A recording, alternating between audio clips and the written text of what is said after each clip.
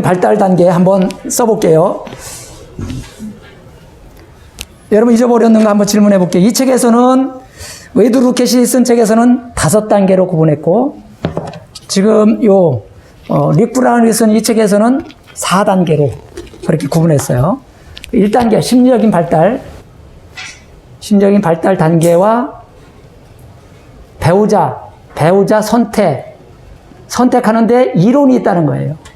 여기 보세요. 심리적인 발달, 어릴 때 상처로 인해서 심리적인 발달이 제대로 안 됐어. 제대로 안 됐으면 그 결핍이 있겠지요. 결핍. 이 결핍 때문에 배우자를 선택하는 이론이 있다는 거예요. 그래서 그 사람을 선택한다는 거예요. 그러면 그 사람을 선택했는데, 아이고, 이거 아니야, 이거. 속았어. 그럼 어떻게 치유하느냐? 거기까지 오늘 이제 나가면 되는 거예요. 애착이론 1단계, 애착 단계. 몇 살부터 몇 살까지냐 하면 0살에서 18개월. 두 번째, 탐험 단계 써볼게요. 여러분도 같이 써보셔야 한번 암기할 경우 18개월에서 24개월. 세 번째, 무슨 단계죠? 정체성 단계. 이 정체성 단계는 2살에서 3살까지. 그 다음에 마지막 힘과 능력 단계. 경쟁력을 키우는 단계예요. 요건 4살부터 6살.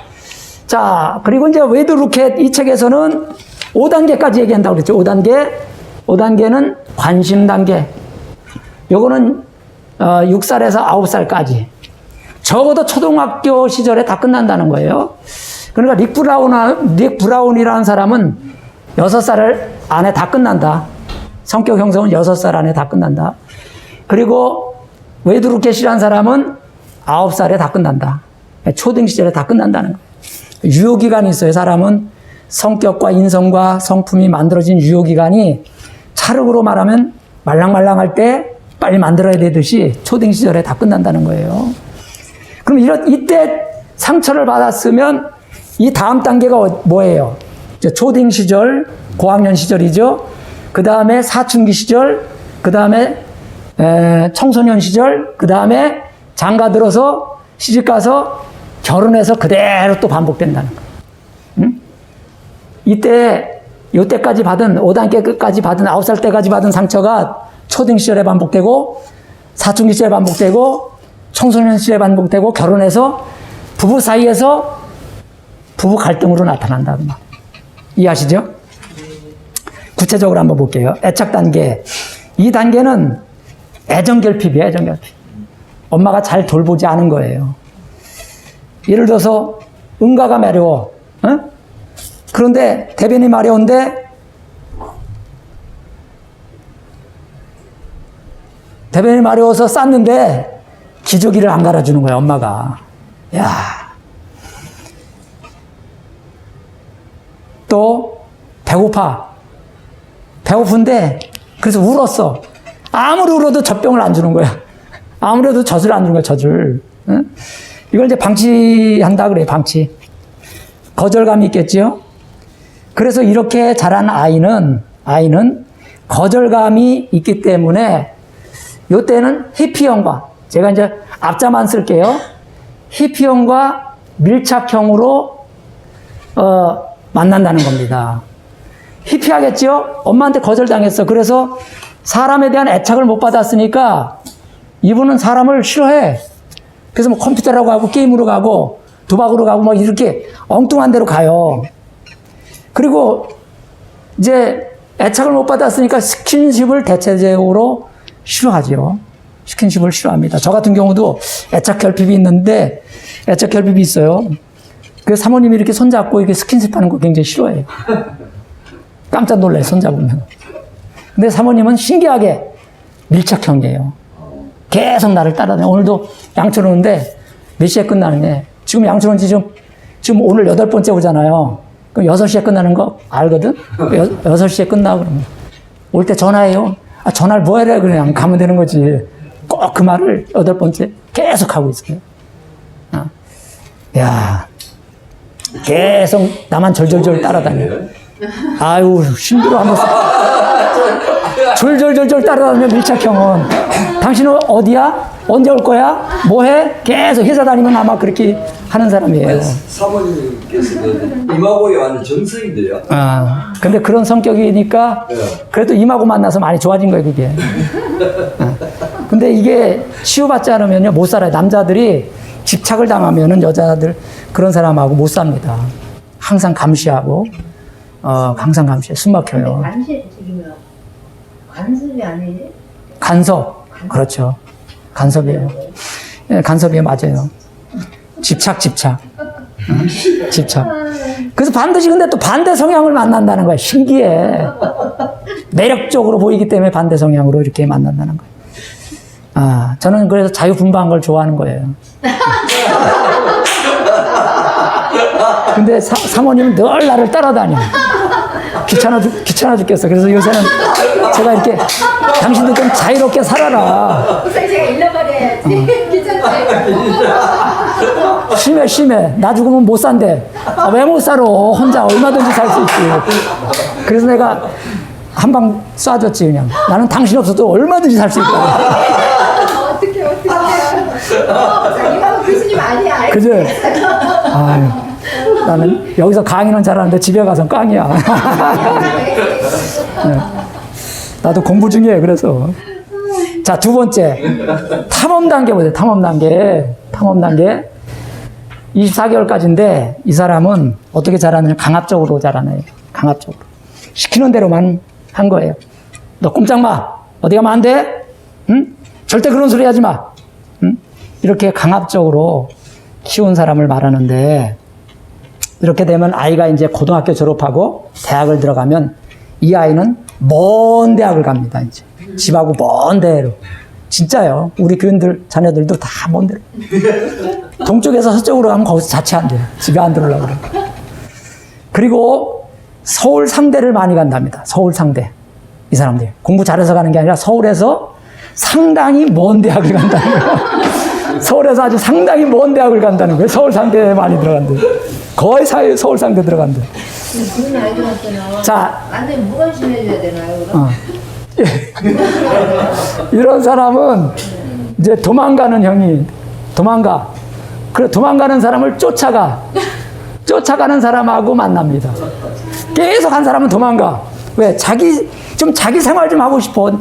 자기에게도 좀 시간 좀 달라는 얘기를 많이. 만약에 자녀가 될 경우에는 무관심해야 되나요? 어디?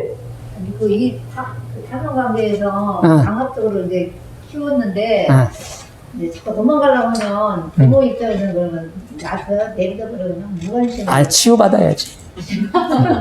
무의식적으로 그렇게 하는 것이니까 무의식을 의식으로 전환시키는 치유를 해줘야 되는 거야. 그래서 엄마가 나를 이렇게 키웠구나. 엄마하고 그걸 가족 치유라고 하는 거야. 엄마가 그래서 엄마도 너를 이렇게 일부러 그런 게 아니고 또 우리 엄마 아빠한테 이런 받은 상처가 있기 때문에 너를 이렇게 키웠구나. 미안해. 그러면서 이제 통찰을 시켜주고 화해를 시키면 되는 거예요. 응? 그러면 이제 점점 자녀가 부모 품으로 돌아오게 되는 거예요. 자, 이제 정체성 단계 세 번째, 이렇게 자세하게 한 적은 없지요? 자, 정체성 단계에서는 부모가 아이에 대해서 반영을 안 해주는 거야. 반영을. 지금 반영 인정 공감 대화, 우리 임하고 대화를 배우고 있죠. 반영을 안 해주는 거야. 그랬어, 그랬구나를 안 해주는 거야. 그랬어, 그랬구나. 이걸 안 해주는 거야.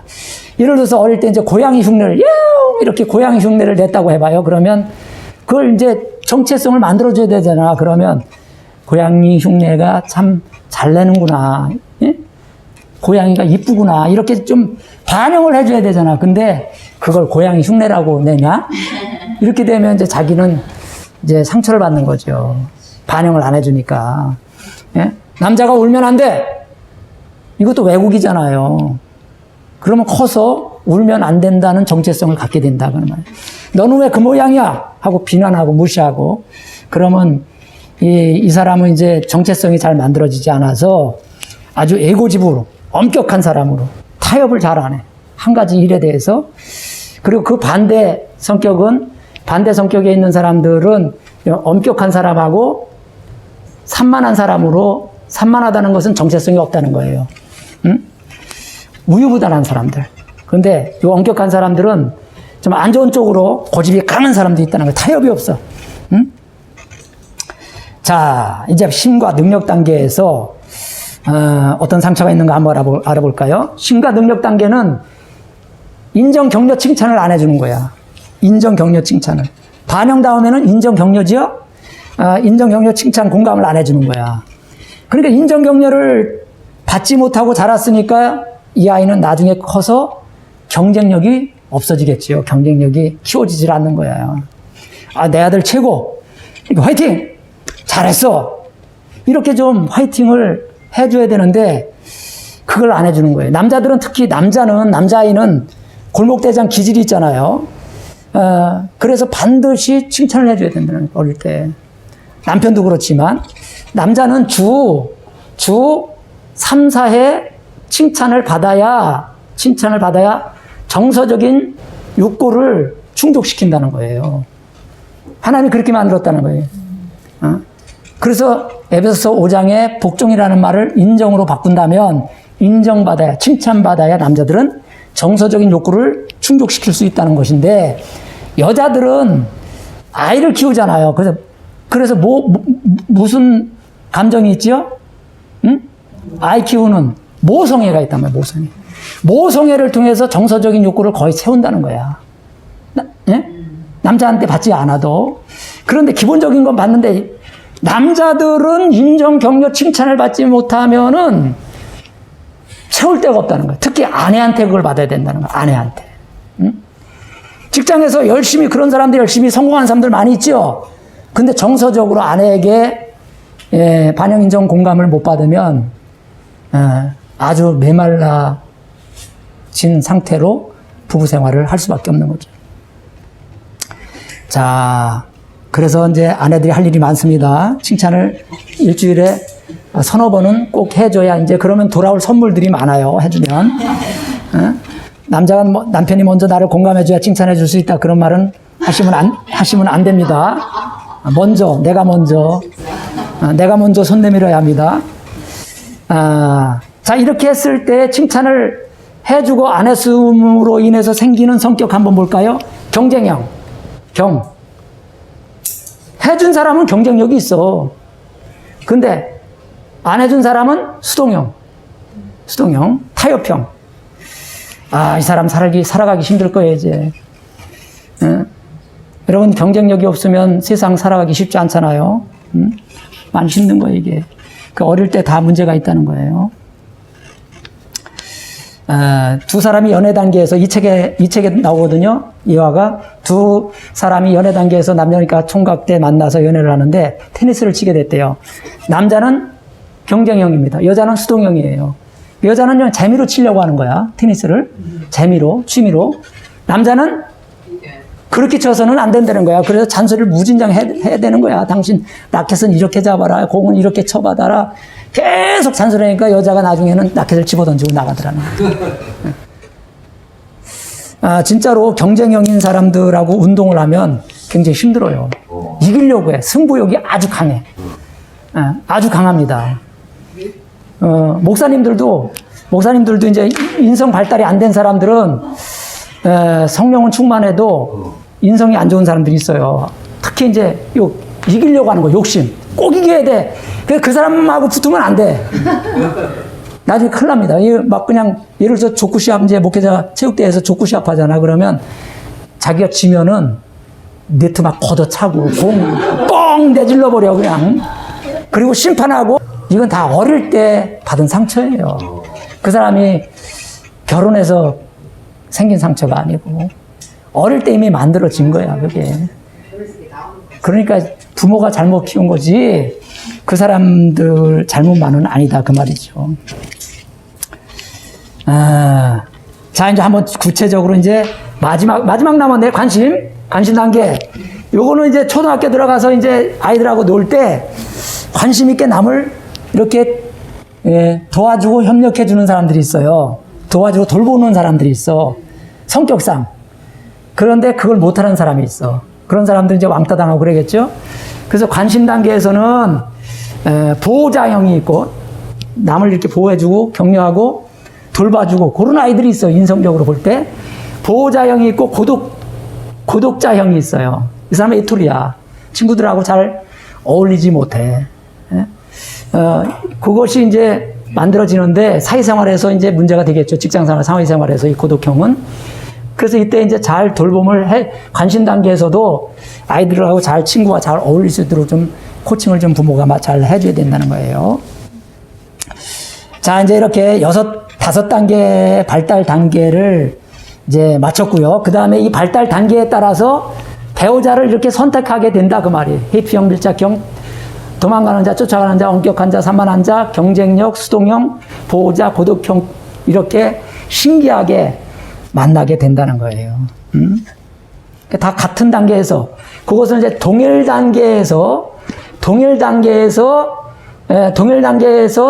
만난다 그 말을 하는 거예요. 동일 단계. 애착이면 애착 단계에서 상처받은 사람들끼리 이렇게 만난다는 거예요. 그게 하나님의 섭리고 하나님의 계획이에요.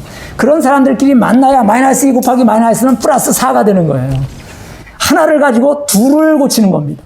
하나를 가지고 둘을 고치는 거예요. 이게 하나님의 뜻이었다고 말씀을 드렸습니다. 자, 한번 정리를 다시 한번 해볼게요. 구체적으로 어떻게 치유를 받아야 되는가. 먼저 상한 감정을 치유받아야 됩니다. 이걸 지울게요. 상한 감정을 치유받아야 돼요. 상한 감정을. 이 상한 감정이 있으면은 절대적으로 부부 사이가 행복해지지 않습니다. 오래간만에 남편이 설거지를 해줬대요. 그래서 뒤에서 소파에 앉아서 쳐다보는 아내의 반응, 첫 번째 반응은 참 고맙다. 우리 남편이 나를 굉장히 사랑하는구나. 이렇게 생각하는 사람이 있는가 하면 뒤에서 앉아서 뭐라고 또 궁시렁대느냐 하면 그래 너는 그 정도는 해줘야지 그래도. 그러면 이 사람에게 뭐가 있다는 거예요? 상처가 있다는 겁니다. 남편이 아버지와 비슷한 상처가 있거나 그래서 남편의 얼굴을 보면 아버지 얼굴을 보이는 아주 이건 큰 상처입니다. 이건. 예. 그리고 결혼해서 둘이 살아가면서 받은 상처가 있는데 그래서 그 상처부터 풀어내야 합니다. 그래서 남편에게 임하고 상담을 받은 사람들은 그리고 강의를 들은 사람들은 남편과 대화를 해야 돼요. 여보, 내가 당신이 이렇게 설거지 해주고 쓰레기 분리해주고 여러 가지를 살림을 도와주는데 고마운 생각이 들어야 되는데 이상한 마음이 있네 하면서 얘기를 해줘야 돼. 그래서 당신하고 나 사이 무슨 이렇게 아직도 해결되지 않은 상처가 있는 것 같아. 그러면서 진정성 있는 사과와 대화를 해야 돼요. 그래서 풀어내서 그런 감정이 사라지게 해야 됩니다. 그게 상처 치유예요. 이게 무의식 중에 저장되어 있기 때문에 자기도 모르는 사이에 떠오르는 감정이에요, 이게. 응? 그래, 네가 그 정도는 해줘야지. 하면 그걸 자기가 만들어서 얘기하는 게 아니고 상한 감정이 있으면 무의식적으로 그 생각이 든다 그 말이에요. 그거는 상처 때문에 그렇다는 거죠. 그리고 세 번째는 전인 치유를 해야 된다. 전인 치유. 이 전인 치유는 영적 치유와 심리 치유, 영적 치유와 심리 치유를 말하는 거예요.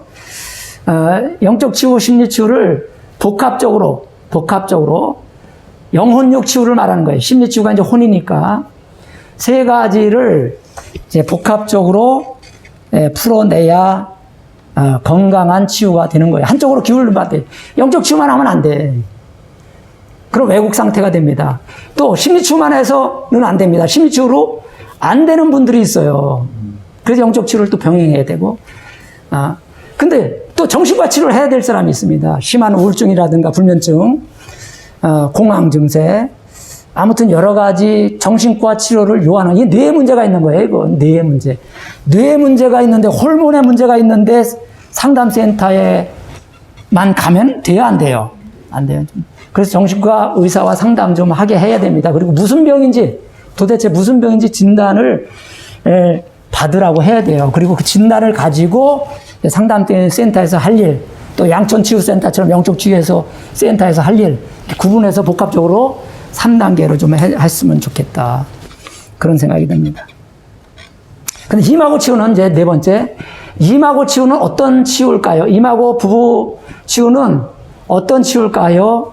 우선 말씀으로 만들었습니다. 이마고 치유는. 제가 이제 5년 동안 석박사 학위 논문을 쓰면서 이제 이 이마고 치유는 말씀으로 만들었구나. 이 임하고 치유, 관계 치유 치료가 이 안에 성경 구절이 몇 장 몇 절이라는 구절이 한 구절도 없어요. 안 써놨어요. 이건 종교색을 안 드러냈어요. 그런데 제가 이제 이번에 박사 논문을 쓰면서 한 29절을 인용했다라고 주장을 했어요. 특히 창세기 2장 24절 남자가 부모를 떠나 둘이 한 몸 되라. 에베소 5장 24, 25절 남편에게 복종하고 아내에게 순종하라. 이것이 두 부부가 한 몸 된다는 얘기가 5장 그 중간에 나와요. 그리고 이것이 그리스도와 교회의 비밀이다. 그런 얘기가 쭉 나와요. 그러면서 이제 이사야 58장 6절 나의 기뻐하는 금식은 흉악의 결박을 풀어내는 거다. 상처를 잡고 있는 사단의 세력을 풀어내는 거예요. 이게 영적 치유에서만 가능한 거예요. 이게 이사야 61장에도 상처를 치유해야 된다, 풀어내야 된다. 그런 얘기가 나와요. 그러니까 이 풀어내는 것은 뭐가 잡고 있다 그 말이에요. 뭐가 잡고 있다. 치유를 해보면 알아요. 이렇게 해보면 아, 이분은 좀 영적 문제가 있는 것 같다. 치유를 해보면 알아요. 그랬을 때 이제 이런 영적 센터의 도움을 또 받아야 된다. 그래서 임하고 상담은 말씀을 기본으로 했고요. 말씀을 기본으로 해서 목사님이니까 핸드릭스 박사가 교수지만 상담 신학대학원 그러니까 서든 신학대학원 상담대학원 교수예요. 그러니까 목사님이니까 어련히 말씀을 인용하지 않았겠어요. 말씀을 인용해서 만들었다. 그래서 치율이 높다. 왜? 하나님께서 만든 사람을 어떻게 고칠 것인가 하나님께서 제일 말씀으로 제일 잘 기록해 나오지 않았겠어요? 말씀을 기본으로 해서 심리치유, 심리 이론을 복합적으로 인용했다. 심리 이론을. 그러니까 심리 이론 중에서 우리가 많이 인용한 게 무의식 이론. 프로이드가 정신분석학자 프로이드가 주장한 무의식 이론, 애착 이론. 우리 배웠죠? 애착 이론. 그 다음에 대상 이론. 사람은 태어나서 보는 사람 닮아간다. 복사된다 그 말이에요. 아버지 닮아가고 어머니 닮아간다 그런 얘기예요. 대상 이론, 애착 이론. 애착이 결핍되었을 때 다 여기서 문제가 나타나요. 커서 대부분 애착 결핍이 제일 많아요. 공황 증세도 애착 결핍으로 나타나는 증세가 많다는 주장을 하고 있습니다. 공황 증세. 우울증도 애착 결핍이에요. 지금 그 사건 가지고 터졌지만 마지막으로 터졌지만 그 저 밑바닥에 기저질환은 애착이 결여된 자리고 쌓여서 마지막으로 뻥 터진 거야. 우울증이. 그래서 이 어린 시절이 굉장히 중요하다. 엄마의 역할이 굉장히 중요하다는 거예요. 임하고 치료는 말씀과 심리치유를 말씀으로. 그래서 제가 올해부터 이제 심리치유할 때 그 반영인정 공부만 해주면 그냥 뻥 터져 나가는 현상이, 응어리가 뻥 터져 나가는 현상이 작년보다 엄청나게 세게 나간다고 그랬잖아요. 그래서 지난주에 이제 줌 상담을 우리 여기 양촌 사역자들과 6명이 줌 상담을 했거든요. 치유 상담이 이제 중지됐기 때문에. 그런데 그 줌 상담에서 영적 치유 사역자들에게 제가 디스커션을 했어요. 토론을 했어요. 이 뻥 터져 나가는 증상이 예전보다 강력하게 치유가 잘 되는데 이런 현상이 왜 일어나는 것 같으냐라고 제가 질문을 던지고 이렇게 의견을 들었는데, 이 말씀 치유기 때문에, 말씀으로 치유하기 때문에 말씀의 능력이 나타날 수밖에 없지 않았겠느냐, 그 얘기를 많이 하더라고요. 말씀으로 치유하기 때문에. 반영인정 공감이 빌립보서 2장 5절 말씀이에요. 공감. 너희 안에 이 마음을 품으라. 곧 그리스도 예수의 마음. 그게 공감이거든요. 공감해 주니까 뻥 터지는 거예요, 그냥. 그러니까 홍민기 청소년 사역자 목사님이 그랬대잖아요. 애들 속썩여서 경찰서 가서 이렇게 속썩이고 하는 애들 가서 뭐 살살 빌고 뭐 조서 써주고 구치소에서 끌어내면은 그 아이가 나오면서 목사님 죄송해요. 그런데요. 그러면 괜찮아. 네 잘못만은 아니야. 이 말 해주면 아이들이요. 자기 바지가랑이 붙들고 엉엉 울면서 띠굴띠굴 굴른대요. 그 말을 전혀 어릴 때 보지 못했기 때문에 그 홍민기 목사님이 그 유튜브에서 그 설교를 하시더라고요. 그래서 자기가 그 말을 많이 사용하게 됐다고. 응? 그러니까 반영만 해주면, 인정만 해주면, 공감만 해주면 청소년들은 변화되게 되어 있어요. 그걸 어릴 때 못 받고 자랐기 때문에 그 결핍을 채우려고 그냥 속썩이는 거야, 그냥. 그죠? 그래서 그런 말씀이기 때문에 능력이 더 강력하게, 치유의 능력이 더 강력하게 나타난다. 이 심리 이론만, 이거 없이 요것만 가지고 만들었다면 일반 상담일 뿐이죠. 세상 상담일 뿐인데, 이 말씀이 가미되니까, 이 말씀을 사용하면요, 성령의 능력이 나타납니다. 응? 성령의 능력이 나타나요. 특히 이제 목사님들이 이 임하고 치유를 하면, 목사님들은 늘 이제 그 사역을 하는 사람이잖아요. 기도 사역, 성령 사역, 말씀 사역을 하기 때문에, 더 큰 능력이 나타날 줄 믿습니다. 목사님뿐만 아니라 크리스찬, 여러분 집사님들, 또 전사님들, 이 임하고 상담 하나만 배워놓으면 정말 어디 가서 꿀리지 않아요. 부부 상담만 할 수 있으면 자녀 상담, 부모 상담까지 다 할 수 있어요. 아주 기가 막힌 상담이라고 생각을 합니다. 자, 오늘 고생하셨습니다. 감사합니다.